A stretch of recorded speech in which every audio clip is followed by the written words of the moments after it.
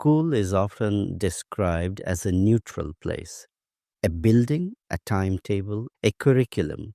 But for some nervous system, school is not neutral at all. For many children with a PDA profile, school is experienced not as a place of learning, but as a place of continuous threat, not because of cruelty, not because of bad teachers, but because of how the system itself is organized. Today, I want to talk about why conventional schooling so often becomes traumatic for PDA children and why naming that harm accurately matters. Hello and welcome back to the William Gomes Podcast. I am William Gomes and I'm grateful to have you here.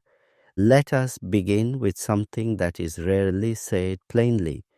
School is not simply an educational environment, it is an institutional system built around compliance, evaluation, and hierarchical control. For most children, that system is tolerable. For some, it is even supportive. But for a child with a PDA nervous system, it is often biologically overwhelming. One of the most important ideas here is institutional demand density. School concentrates demands, not just academic demands, but demands on posture, attention, timing, social behavior, emotional regulation, bodily control, language, compliance, and self presentation. Sit here, listen now, speak when invited, stop moving, start working, finish on time, show your thinking, line up, wait, share, be quiet. These are not occasional requests, they are constant.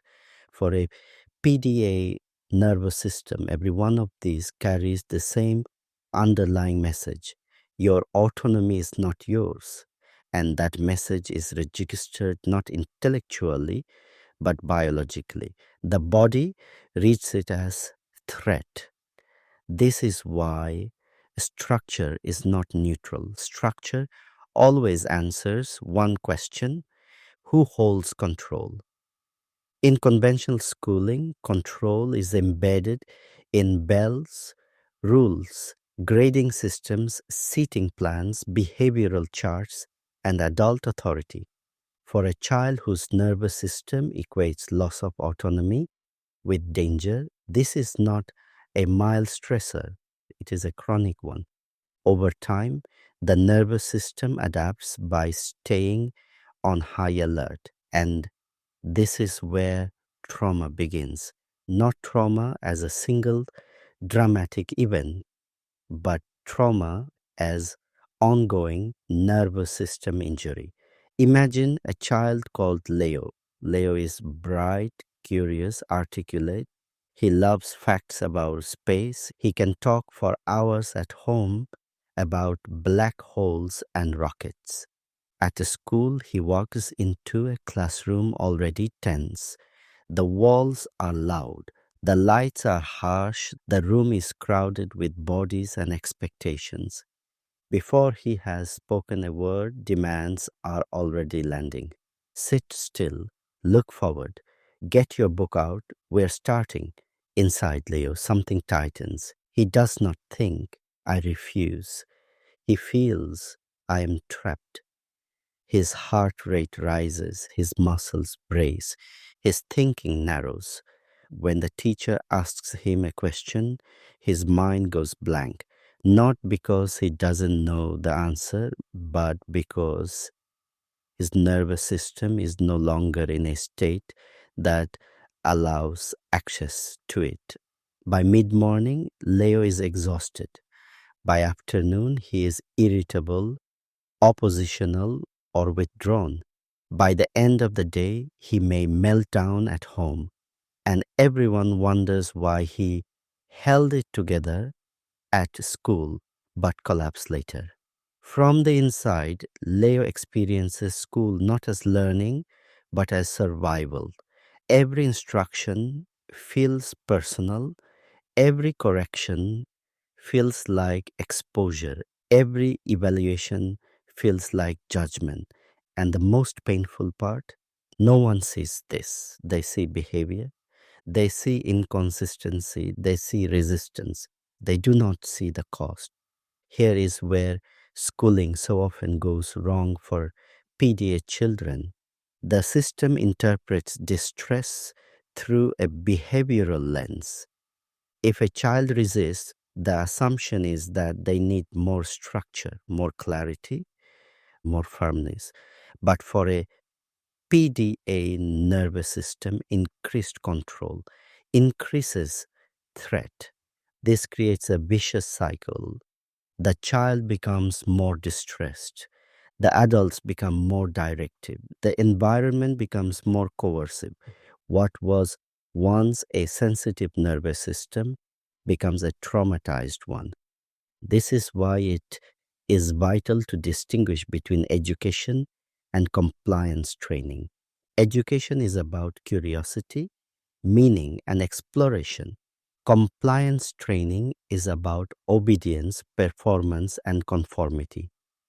Many schools believe they are offering the former while structurally delivering the latter.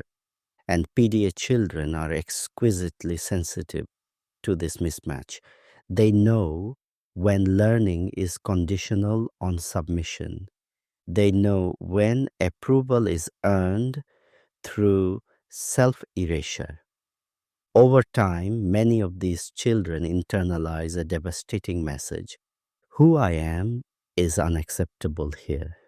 That belief does not stay in childhood, it becomes anxiety, burnout, school refusal, depression, a lifelong distrust of institutions. When we name school distress in PDA as nervous system injury, everything changes. We stop asking, how do we get them back into class? And they start asking you, what would safety actually look like for this child? We stop measuring success by attendance and start measuring it by well being. We stop assuming that harm is accidental and begin to take responsibility for preventing it. I want to be very clear. This is not an attack on teachers. Many teachers are doing extraordinary work within systems that give them very little room to breathe. This is about recognizing that conventional schooling was not designed with PDA nervous systems in mind. And when a system repeatedly overwhelms a child's capacity for safety, the ethical response is not to push harder, it is to adapt. For some children, that adaptation means radically rethinking what education looks like.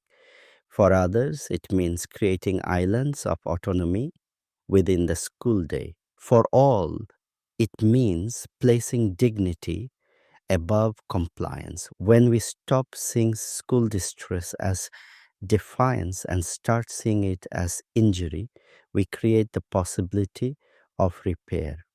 And repair begins with one simple shift: listening to what the nervous system has been telling us all along. Thank you for listening. This is the William Gomes Podcast. Take care of yourself, stay curious, and if you found this episode helpful, you're very welcome to follow, share, leave a comment, or a rating. I'll speak with you again soon.